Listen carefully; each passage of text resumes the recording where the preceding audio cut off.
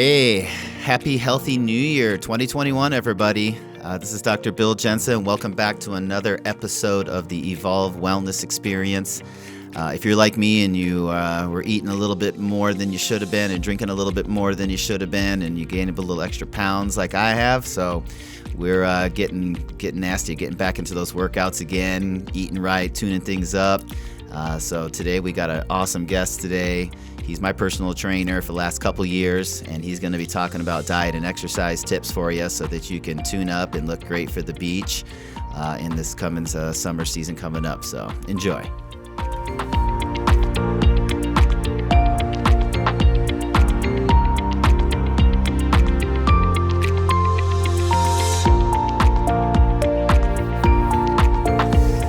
All right. Yeah, there's no doubt. I put a couple inches on this year. I even had a patient come in to me and goes, "Man, doc, you look like you've been enjoying the holidays." So I said, "Man, can't have that. I cannot have that. A little too much. A little too much." So my boy Tyler here, like I said, he's been training me for a couple years, and he's going to get me back on track and whip me back into shape. And we've already got back in the gym last week, and I'm sore, man. Yeah. I'm really, really sore. Definitely motivated, though. The effort's there always. Yeah, dude. The effort's always there. Always. So basically, before we get into a little bit about you and all this exercise, before I forget, my goddaughter, Maddie Horniak, has been like on my case. She's like, "You know what? I listen to every single one of your podcasts and you never give me a shout out." So shout out to Maddie. Maddie. Even though you're going to UND for volleyball next year and I'm a Minnesota boy and that's not cool. Mad props to you. So I hope you guys do really good this season, and it's everything that you hoped it would be, obviously. So shout out to Maddie. So, before we get into exercise and stuff like that, why don't you tell the listeners out there, how did you kind of get into all this stuff about exercise and everything else? Tell us a little bit about you and what brought you interest to this. So I think dating back, getting my bike stolen. It's probably the way how I got introduced into exercise. I was living in an apartment complex, and I went to play on the playground and got off the swings, and my bike was missing. No kidding. So I had to go home. How old were you? Four. Okay. It was evening time, still light out. Wasn't too bad. And it was in an apartment complex, so the apartment's right there. I want to say 5 years old.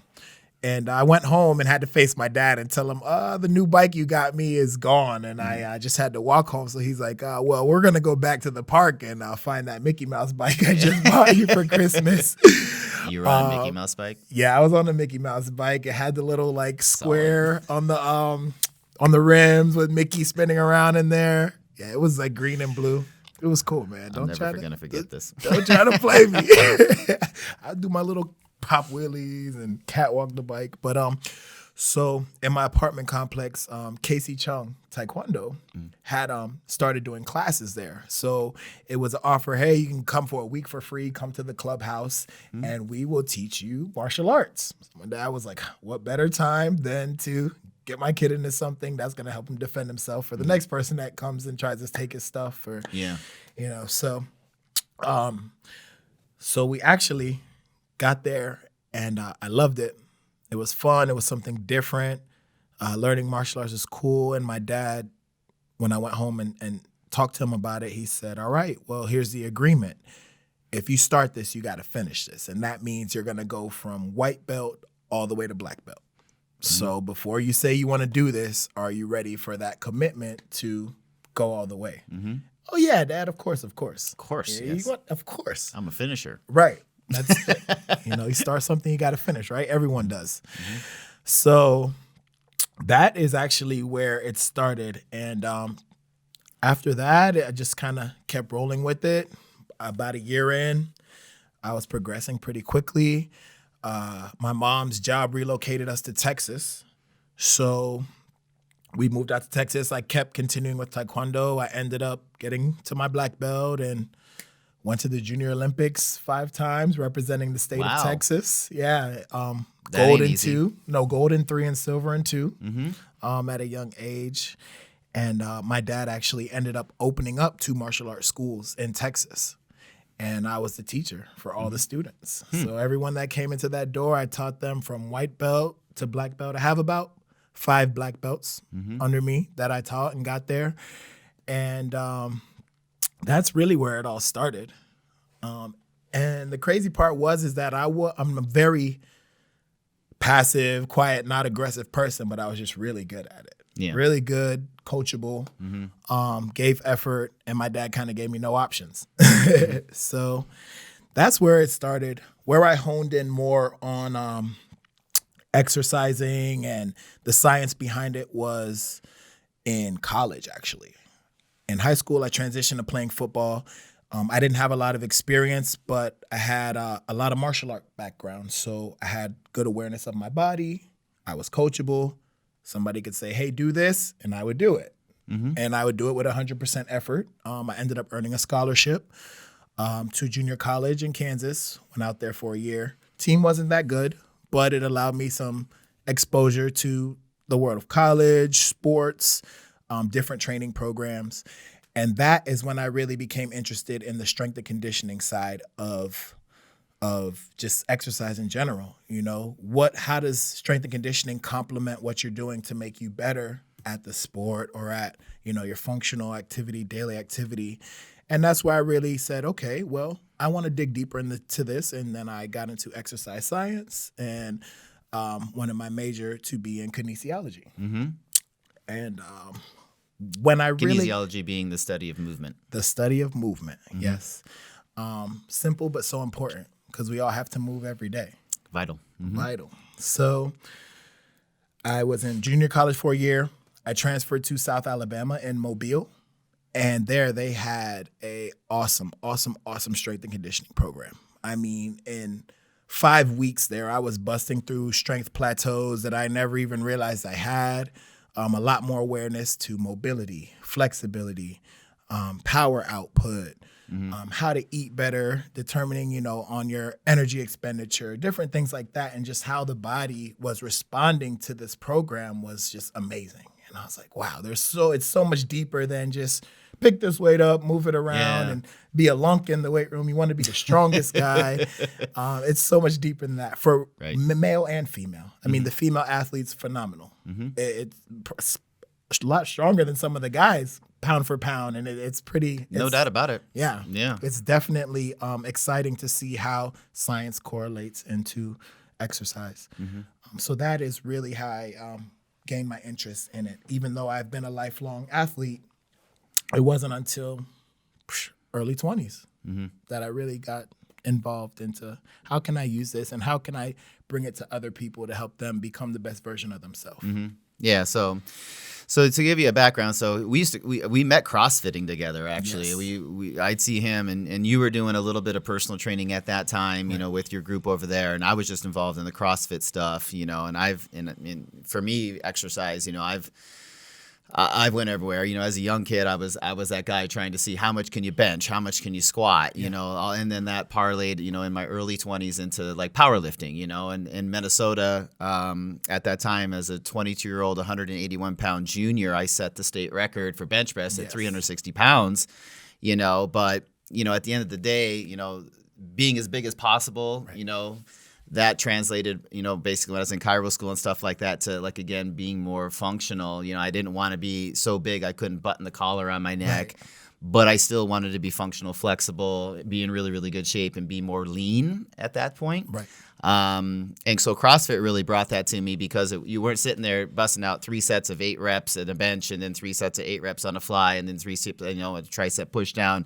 You were cleaning, you were jerking, you were pulling, you were running, you were burpees, you were box jumps, you were, and that got me to where I went. But then rotator cuff tear in my right shoulder sidelined me for the better part of 6 months. Got back into traditional training again because I was nervous about the complex compound movements. Rehabbed, everything got good, but again, I got old. I didn't really, I wanted something fresh and new, and then I started CrossFit again. Didn't get injured this time, but then when you split off and got Trifecta Fitness going, I was like, all right, now's the time to make the transition back into some cool stuff because I saw some of the ways you were training your groups, and I was like, all right, yeah, that looks fun. There's definitely some CrossFit movements and things we do, but it's interval training and all the other different stuff we do on a regular basis, it's a lot more fun for me and stuff like that. And I'm getting better results. So I realize that you love the variety of training, due to your extensive background with strength, throwing in the mobility and throwing in the functional movement. It seemed very exciting for you, just different and still giving you that sense of like challenge and that sense of just competition with yourself to get better. So I felt like you blended right into my style of just bringing it all together: hypertrophy, strength, power, mobility, flexibility, and rehab, prehab movements to keep you safe along the way and maintain a lot of that strength that you had early on. So it was really cool to see how you adapted into the different just modalities, different movements, and just challenging your body in different ways. It was really exciting for me to see as we took on the task. Yeah, so now it's like I don't feel like I'm pigeonholed into like one like certain thing. Like, I mean, shoot, dude, just the other day I did a PR on bench 370, right? So lifetime PR. Now I'm 45. That 360 back when I was 22. So I'm double my age, and yet I'm putting up more weight than I did when I was 22 years old. And I'm not doing the same training tactics that I was where I used to go like... We don't bench 2-3 times a week. Yeah, I used to do heavy light days on bench, and I'd cycle down when I tried to get to powerlifting competition where... on the heavy days, I go 3 sets of 8, then the next week 7, then 6, then 5, and I just cycle it all the way down till I could get to that 3 reps, 1 rep max. Super heavy. And now we're not doing any of that, and then I'm putting up more weight, like you said, going through plateaus, and that 370 felt good. Yes, it was fast. And yet I still, like in March, I want to go run a half marathon, so I can't just be doing like heavy powerlifting all the time. I need conditioning. I need everything, like you said. And I think that's just a better workout plan for most people in general. So obviously we spoke about the fact that New Year's resolutions are coming around, and obviously I don't know why the number is, but I think on average like people start like their New Year's resolutions for about 6 weeks on diet and exercise, and then they quit and they go back to their old habits again and stuff like that. So how do you attack New Year's resolutions so far as not only your clients and what you recommend to them, but like just things you do for yourself? One goes back to the old acronym KISS. Keep it simple, stupid. And not to say anyone's stupid, but I find that when New Year's comes around, we have this high level of motivation, at least 5 out of 10 if we were to put it on a scale. And we kind of have these extreme goals. And you're already kind of planning to fail when you have these goals that are just above and beyond. And it's good that you see that vision for yourself. But one, you should make it tangible. Write it down so you get a visual. You're writing it down. That's your thoughts. 2, plan it out in smaller increments. Maybe say, hey, this is where I want to be in 4 weeks. This is where I want to be in 6 weeks, 8 weeks. Instead of just saying, hey, this year I'm going to lose 100 pounds. All right, well, maybe let's take a couple of steps back and say, how are we going to maybe find a coach to restructure nutrition? Maybe we're going to find just a gym location that we're able to maintain a consistent level of activity. The small steps, maybe, hey, January 1st, get off the couch and walk to the mailbox. January 2nd, we're going to go past the mailbox to the neighbor's house. January 3rd, we're going to go to the stop sign. Right. And be okay with, giving yourself credit for those small things that are going to lead up to the big goal. Yeah. And those are things that can be accomplished every day. Sometimes if we just look at the big picture and not the little things that it's going to take to get there, we can get drowned in all these different resolutions or all these plans. If by week 3 you're already kind of frustrated and upset, you might have bit off more than you could chew a little bit early, and think about the longevity of your plan. Not just, I have 4 weeks to lose 50 pounds. Right. It's not going to happen that way. Yeah. And if you're just totally lost, you should go seek a resource that's going to help you kind of hone in on your plan. Find a coach, find a nutritionist, or, find a chiropractor if you're like, hey, my body's just been feeling out of whack, and that's what's really been making me lack motivation to go to the gym or to just go outside and walk. So maybe try to take a second to find the root of the issue first, what you think is stopping you, attack that, and then go back to your plan and say, how can we chip away at this? Yeah, no doubt. I mean, when it comes to goals, I mean, whether or not it's goals in health, in diet and exercise, in business, in life in general, I 100% agree. You got to write it down. One thing I learned over the last year following, another individual that I admire is morning and night. So first thing in the morning, you write down your goals, whatever those goals may be on personal self, fitness, health, life, finances, spirituality, whatever that might be. And then again at night before you go to bed. And you just grind and ingrain that into you that every single day. It's just a daily reminder. Second Forming thing, a new good habit. Right. It's just another good habit mentally, Yes. And it just gets into your subconscious mind. And then the other thing is, there's never unrealistic goals. There's unrealistic timeframes. So, at the end of the day, like you said, if you want to lose 100 pounds, you can do anything you want to do as long as you put your mind to it and put the consistent effort in. Right. But you're not going to do that in 4 weeks. Right. And so when you only lose, 4 pounds and you get frustrated, like, well, screw this, I can't lose weight. I mean, there might be a reason behind it, Right. hormonally or something else you're doing dietarily wise. Right. But you got to have realistic time frames. And the most important part, I know, because I didn't used to have goals for fitness and goals for diet or weights or things like that, because it just always was something I enjoyed and I never put like a lot more effort into it than that. Right. My goals were always business goals. And so I used to have a coach as far as my business was concerned. And I got to a certain level in business and all my peers were like, man, like, you do so well for yourself. Why do you still have a coach? And I said, because the coach holds me accountable to make sure that I'm doing what I'm supposed to be doing. Yes, sir. Because the moment you get, to the top of any level of fitness, personal life, anything like that whatsoever, you tend to like relax a little bit and slack, and then you're going to start to lose those gains and benefits. So I always say, coach, why do I love working out with you? Because finish the 10 more push-ups, Bill. Right. You're not skipping out on less exercise. Right. You're not going to back down on the reps. You're not going to back down on the effort when somebody's over your shoulder grinding on you a little bit and making sure you do what you do.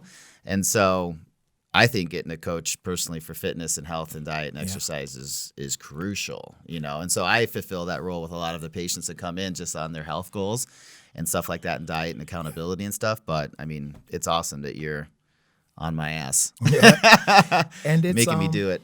It's good to have somebody kind of help you hone in on your energy because, like you said, or like I said, if we have 100 pounds to lose and we're real energetic, but we're not putting that energy into the plan correctly, we're wasting a lot of energy, and it allows you having a coach to be more intentional, and then it can kind of show you, hey, I need to balance my energy because, yes, I do have my time for business, but now I also need to put my energy into personal development. I need to also put my energy into this or that. So, yes, you're motivated, but how are you using that energy? And is it intentional? So maybe not even a goal, but just an intention. Like, hey, my intention is to 2.5 pounds a week. Yeah. And how many weeks, will it take? It'll, 10 months.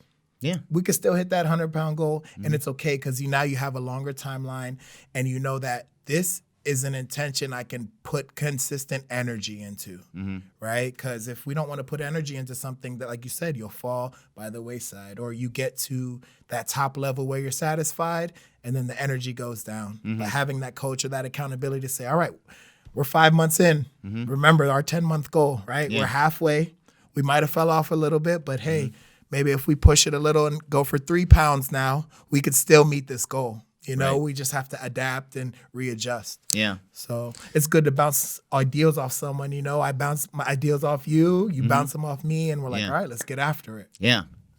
And I guess the only other thing I would just add to that is, why do you want to lose weight? Why do you want to get in shape? What's your purpose? But that's the underlying reason. That's the drive. Right. That's the motivation. That's the fires, the purpose behind that. And then also understanding is where is that fitting into your whole entire life? Is there some areas of your life that are not so good and healthy, like, excess work hours or family time's not where it should be or anything else? Like, where are you going to fit those workouts in? How are you going to fit your diet in when you're the only one eating good at the dinner table and then everybody else is eating like crap in your family, All those external distractions. If a person's like trying to quit smoking, yet their husband or wife are smokers all the time. In the How house. successful are they going to be at that? So it's got to be like a total life change in some instances, because otherwise there's one area that'll sabotage another, and it's not intentional, but it does happen, obviously. What's the biggest mistake that you see people making that causes them to fall short of their goals? Is it biting off more than they can chew? It's like you said, unrealistic expectations, or where do you see it with your clients? I think it becomes attention to detail. Where I see it with my clients is a lot of times I have to remind them that I'm a coach who expects a certain level of motivation when you come to see me. I'm not a dentist. I don't pull teeth. So I'm not going to pull your teeth to be here every day and to come into the gym and try hard. Those should be things that you naturally want to do. I'm going to make sure you're executing the plan that we have properly, make sure it looks good, make sure you're safe. But I think people fall short in the fact of, like we said, the little details, or giving yourself a pat on the back sometimes and say, hey, I don't look the way I want to yet, but I'm doing something about it. And be proud of yourself for doing something about it. Yeah. Even if it was just getting off the couch today, and even just calling a coach, even just finding out information, that's a small win. So don't get so caught up in the big picture that you don't appreciate yourself for those small wins. But just make sure that you do have a plan to hit those smaller goals. I see that everyone comes out sprinting when it's a marathon. You have to kind of find a pace, settle in, and small changes along the way. Small changes can go a long way. So don't try to do this whole big, it's January 1st, I'm going to go hard January 1st. It really shouldn't be about January 1st. What was the difference from December to January? Nothing. Yeah. Just your mindset and how much energy you want to put into those goals. So I always love when people say, I'm going to start on Monday. Right. Why don't you start on Sunday? Like, Right. not doing anything. Right. Exactly. Because Monday's my start day. Like, Right. it's no And different. a lot of people let past and let future kind of stagnate them, right? We're either worried about what we did in the past to get like this. We're worried if we can even reach our goal in the future. So we aren't present. We aren't handling business now. Yeah. And I just like to remind people, when you come in, don't worry about how it's going to feel tomorrow. Don't worry about how you felt yesterday, right? Give it up right now and be proud of yourself for doing it right now. Yeah. And if you take that mentality into each day, you're going to chip away at your goal. And you'll see over time that statue you're chiseling away at is going to look beautiful in the end. Small, consistent changes over time yield massive results. There's no doubt about it. And we all want to go from where we're at to like the end of the line and be like there in an instant, that instant gratification. But it's grind mentally, physically, and you got to do all the little things right. The attention to detail. And if you like instant gratification, congratulate yourself on the little things that you accomplish. Cool. Hey everybody, one of the go-tos that I have as far as muscle recovery in my workouts is a little something called photobiomodulation. That's a huge word, it's a tongue twister, but what I do is I use these massive LED panels that are called Joovv panels, Joovv, and it has infrared light on there, which you can't see, and it also has red light therapy. But what it does actually is it helps your muscles recover and gets the inflammation out of them, and so you can sit there and just crank out workouts and like you're not so sore the next day. So from a recovery standpoint, that's definitely my go-to. But above and beyond that, there's so many other benefits. There's over 5,000 research studies on red light therapy and how it benefits the body, and some of the other benefits are skin health, muscle recovery, as we said, improved athletic performance, improved sexual performance. Who doesn't need that, right? And body contouring, so you'll actually get thinner. You have mental clarity, and one crucial thing for me is sleep. Definitely when I'm in that panel for 10 minutes, it only takes 10 minutes, I sleep super, super good, and that's also important for recovery. So check out Joovv, Joovv. They have devices you can use at home, and it's a non-negotiable so far as my muscle recovery. All right, the big question. This is the big question everybody's going to love. Oh, boy. Because there's guys out there, there's girls out there, and there's guys and girls out there, and some of them want to lose weight. Some of them want to put on size. So what's any tips or secrets in order to best ways to burn fat and build muscle? Tips and secrets. Oh man, there's so much information out there. There's so much information out there that you could get lost in it. I would say, one, getting a coach. Getting a coach that you can bring your goals to and bring your intentions to, and they can kind of help you sort it out. Like they say, anything can work if you stick to it. Some people are like, well, does paleo work better than keto? Pescatarian lifestyle, vegan lifestyle? Anything can work and you stick to it, but it's good to also know a little bit of your genetic background and hormones. Hormones.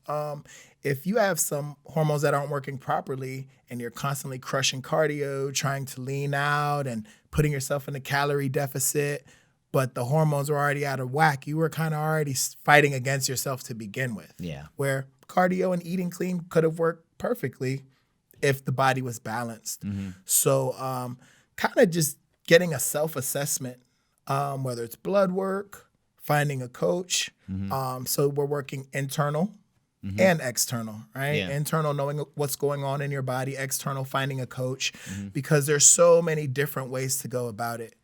Me personally, I've trained my body and been training so long where my body can switch what it wants to use for energy pretty smoothly. I can use carbs for energy. If I'm lacking carbs, my body will go to fat for energy.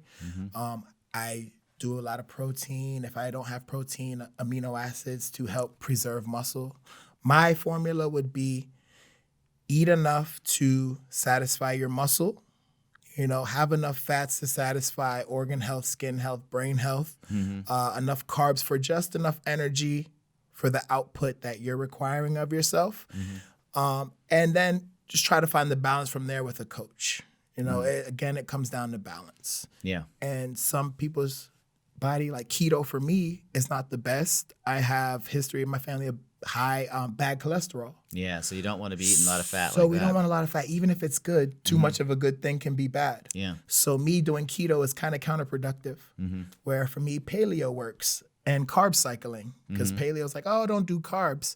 Well, for someone who's lifting weight, throwing around a lot of body weight, boxing, that require power output for a long period of time, you need carbs, and you need to be taking care of your muscle, because you're asking your muscle to not only be strong, but be strong for a long time and recover and feel better so we could do it again tomorrow. Yeah. A lot of it is sleep and recovery, finding out the macronutrient balance and then nutrient density. Let's say you are not eating a lot. You at least want to make sure you're getting nutrient dense foods, or maybe adding certain things to a smoothie.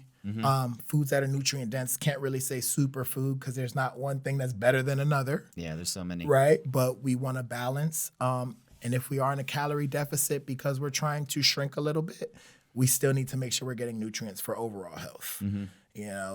Skinny doesn't mean healthy. Fat doesn't mean out of shape. Muscles doesn't mean strong. Yeah, so you have to know what you're putting in your body for what you're trying to get out. So I guess to bring it all back in is anything can work if you set up a proper plan and just be willing to go seek the information. I have a coach. You have a coach, business-wise, health-wise, personal development, however it may be. Your spouse is a part of your support system. So build a support system that's going to help you get to your goal. I'm not going to say one diet's better than the rest, because every diet has its success stories. Yeah. But hone in, have someone calculate, what you're doing, to what you need to eat, balancing it out. If things aren't working over time and you check back in, then it could be something going on internally. Go get a panel done, blood work. Yeah, I don't know if you realize. So my girlfriend, whose birthday is today, happy birthday, Dr. Amber Worley, the big 3-4 today. Birthday, Dr. Worley. That's right. So she was on a podcast a few times ago, and we talked about intermittent fasting. And that was one of the tactics that she used to lose an immense amount of weight several years back. and get in really pretty good shape and stuff like that. What she noticed, and you train her too, this last year or so, is that that tactic that she's using, and she's doing the exact same thing that she did before, and she wasn't the weight. It was counterproductive. It wasn't this coming past off year. her this last year. So what changed? Was it age? Was it anything else lifestyle wise? And so she just did a Dutch panel, which is a pretty involved hormone analysis. Looking at estrogen, progesterone, and all the other major hormones. And she had a consult with the physician, the DO, to kind of talk about the results. And what we found, potentially we have to get a backup panel done, is her thyroid might be lax as a result of a couple different lifestyle habits and stuff, because we're grinding and stress and everything else.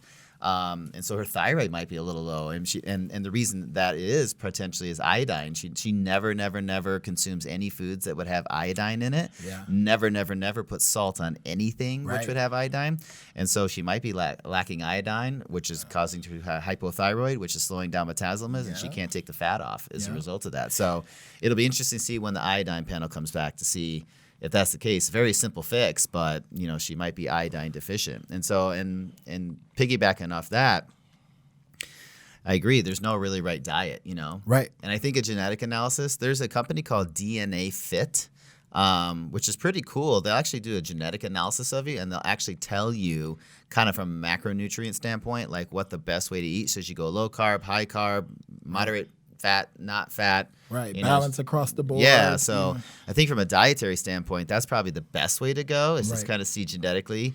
And they always say, like, your genetic history, your family history, like what region are you from? Are you Northern European, or are you South American? You should really eat for like where your background comes from. That's what your genetics are really programmed for. So I would agree with that, is figuring out genetically what's going on, and then tailor-made the diet to suit your needs for fat loss, muscle growth, whatever you're trying to accomplish. Yeah.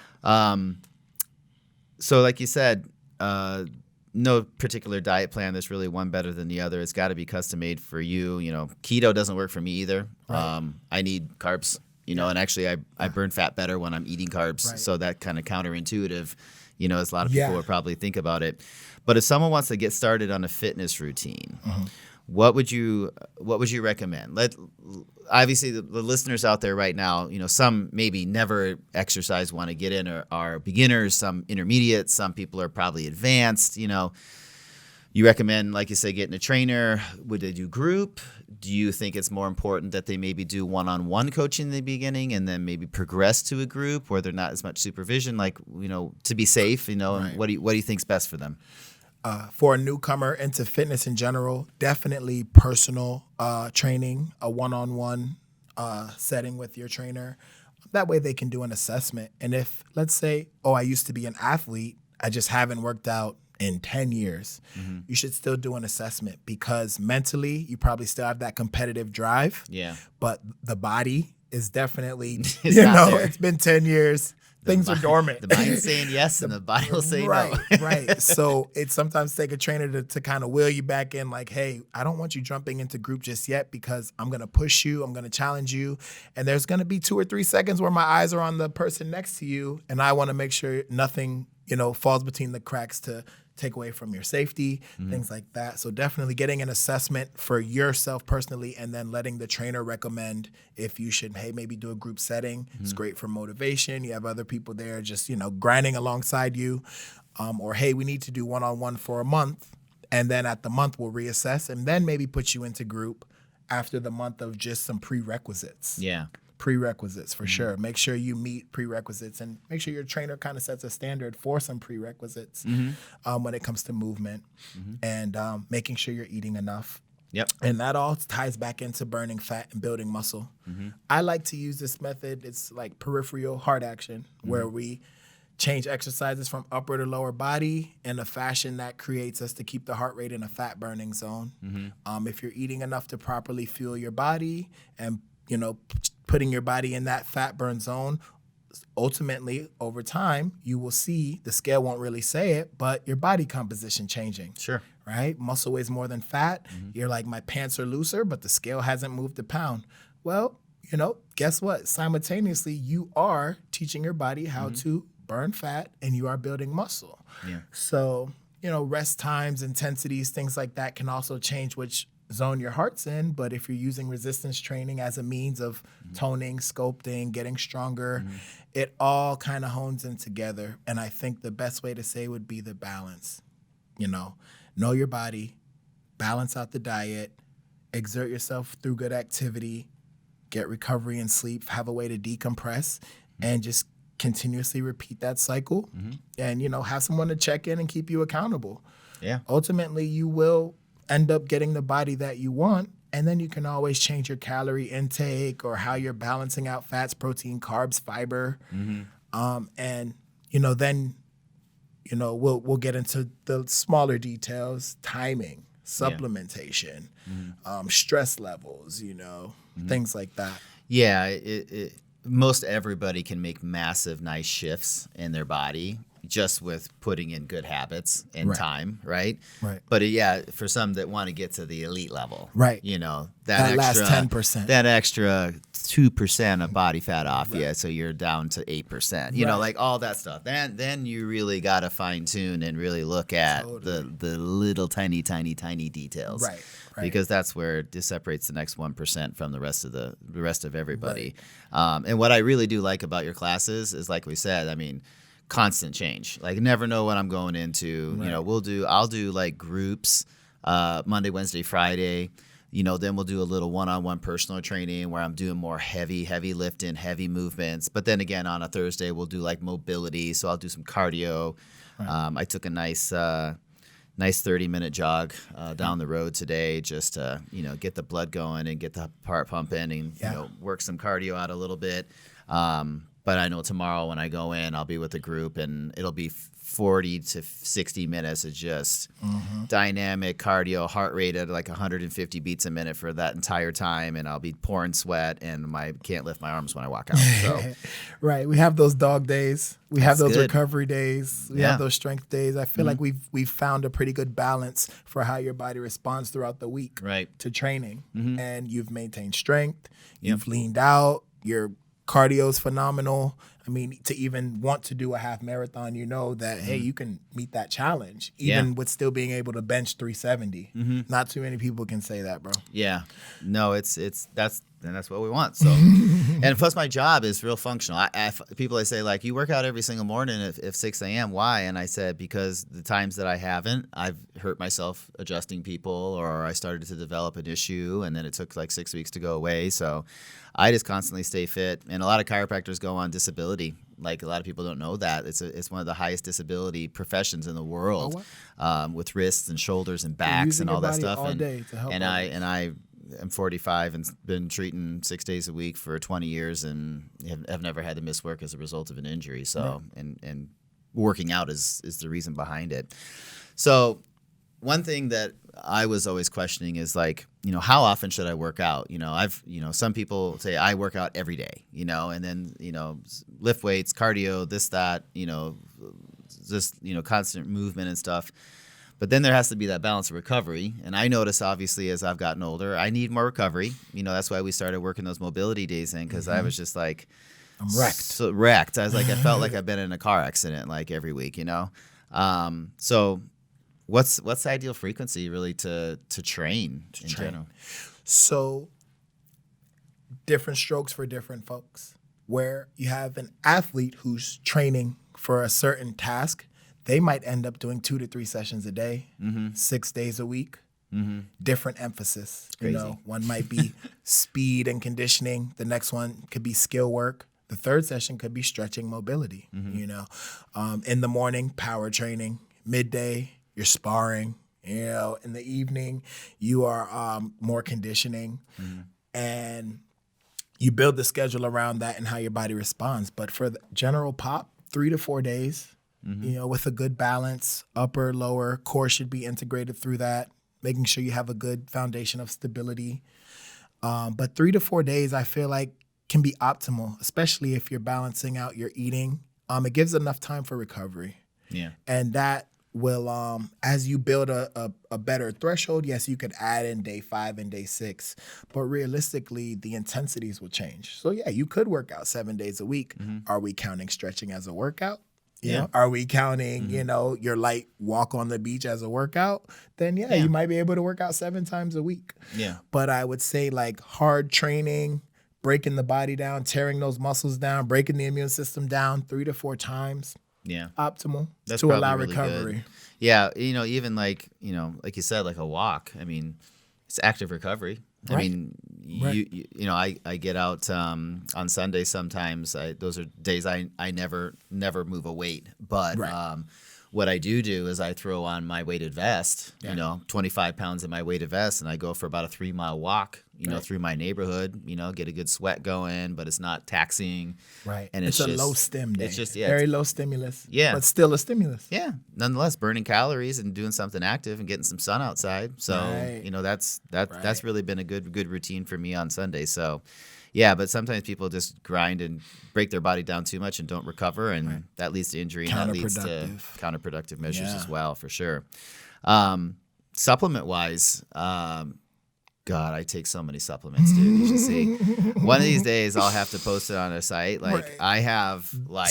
We've seen your counter. A counter. A counter. It's a counter. And my mom's like, I don't think that's good for you to take all those supplements. And I was just like, well... I can tell you the purpose for each of them. They're my foundation. There's foundational ones, and then there's ones that I use in circumstances, you know, and so definitely there's a couple go-tos that I've been using so far as like exercise and recovery and stuff like that. So what are, you know, for me, like the big one's creatine. I mean, that's that from a, I remember when that came out, and I was in college, and I was utilizing that, and I was like, damn, why didn't this stuff exist when I was in high school? Because I became so much stronger, and my muscle growth and speed, and I was like, wow, this stuff's miracle. Then they started coming out and saying, oh yeah, athletes that take creatine are having heart attacks, and I'm like, come on, every time something good comes around, you gotta have like a study that comes out that shows it's so damaging to people. So, but creatine's a good one. What do you love? Which ones are your go-tos?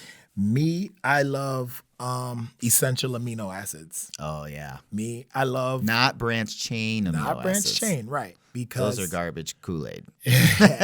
Yes. In the array of branched chain amino acids, then you have your EAAs, which are essential amino acids. Right. So if I was to just run down a list of what I would say every day, whole food multivitamin, and you've put me onto a couple of brands that I really like. Yeah, I like the Thorne. The AM PM formula is awesome. I love that one. And omega-3. We've talked about benefits of omega-3. Yep. Actually magnesium. Due to studies, we show half of America has so deficient. So deficient, and our diet doesn't complement that either. So our diet. So magnesium for athletes, crazy recommendation, but women 900 milligrams, men up to 1,200. And this is daily. Yeah, you just got to be careful if you sometimes excessive, you get loose stools, but I would just go right up to that threshold for sure. Helped my sleep out tremendously. My muscle tension and soreness went down tremendously. The one that I really like is it's by Jigsaw Health. They have a slow release tablet called CalMag SRT. Yes. And that's a rock solid one for sure.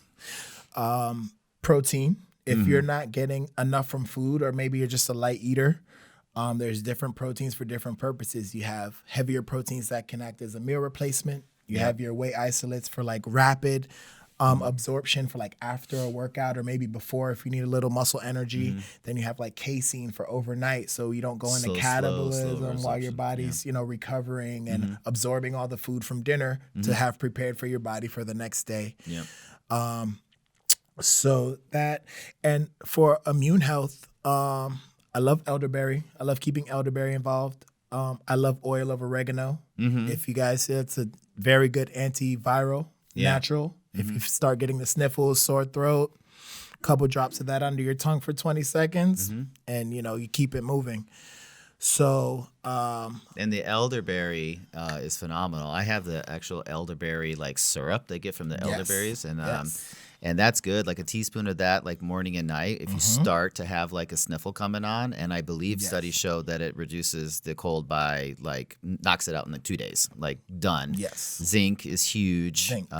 That's like the the granddaddy of all immune responses. So zinc. it's just like, because like if you want to work out and you want to get in shape, and then all of a sudden you have like a cold sets in or a flu sets in, and it sets you back 2 to 3 weeks, then you're back to square one again, because you know how fast you lose fitness and size and strength after you've worked out for 4 weeks, and then 2 weeks later with no activity, like it's gone.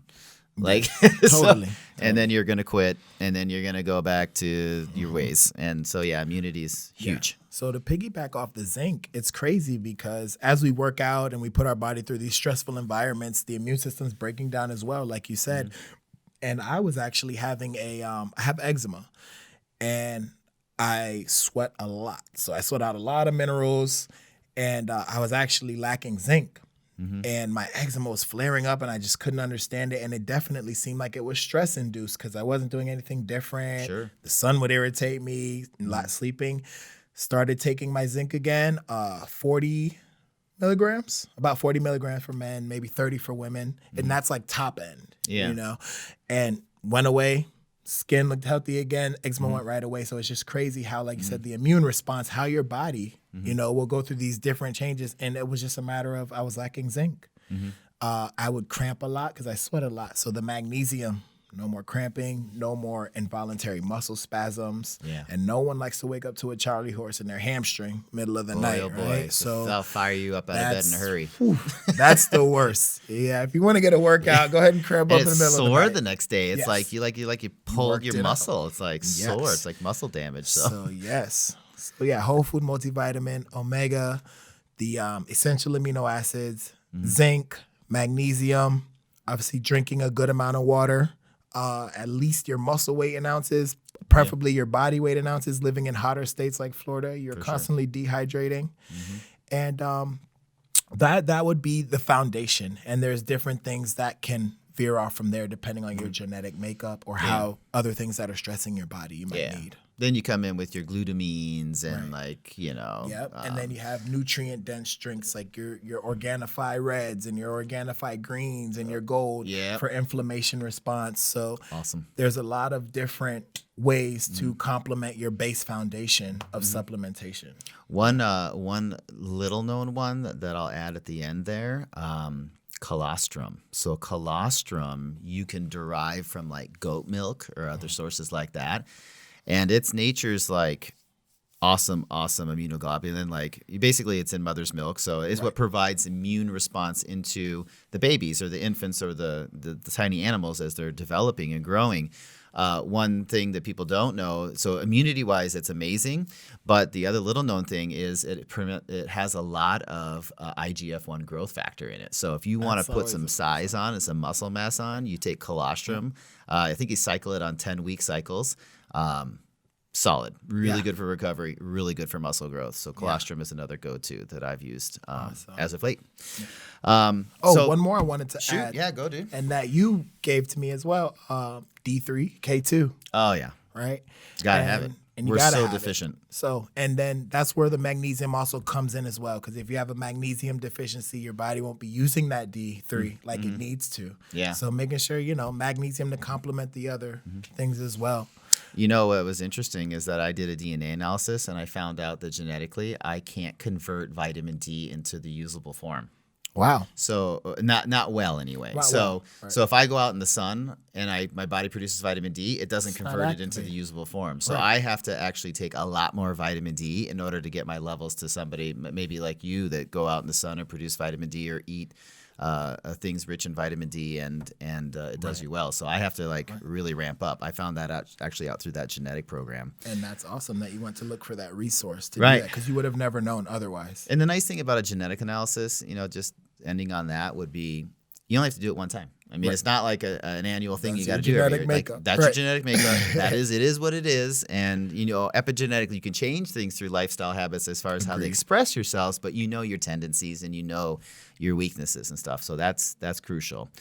Well, it's a lot of awesome information today, man. I can't thank you enough for coming on the program. So if people want to get in touch with you or I know you got some different social media websites and they can kind of see some of the, you training and stuff like that. You can You can see them, me busting my butt in the gym maybe sometimes too, Yeah. and see how it's at. Where do they go to? How do they hook up with you? Trifecta Fitness is on Facebook. Trifecta FWR on Instagram. Yep. My email's up there, my contact information. The website will be up soon, and I'll add those links to those social media platforms. Cool. But I know everyone has their Facebook and their Instagram, so just look for Trifecta Fitness on there. It's a black and silver logo. You'll see me, Trainer badass Ty, logo, by Coach the way. Ty, and yeah, definitely. Awesome, man. Well, thanks so much for coming on. I hope everybody picked up a couple different things there today. You can also see more of the company that I own, Premier Wellness Centers, at premierwellnesscenters.com. We're also on Instagram and Facebook at Premier Wellness Centers. And actually, I have a TikTok now, so it's pretty crazy. I have a TikTok video. I've growing population on there, so you can see me adjust people and stuff like that. It's Dr. Bill Jensen at TikTok there. So hope you enjoyed the show. Look forward to seeing you next month for another awesome topic with another awesome guest. Thank you.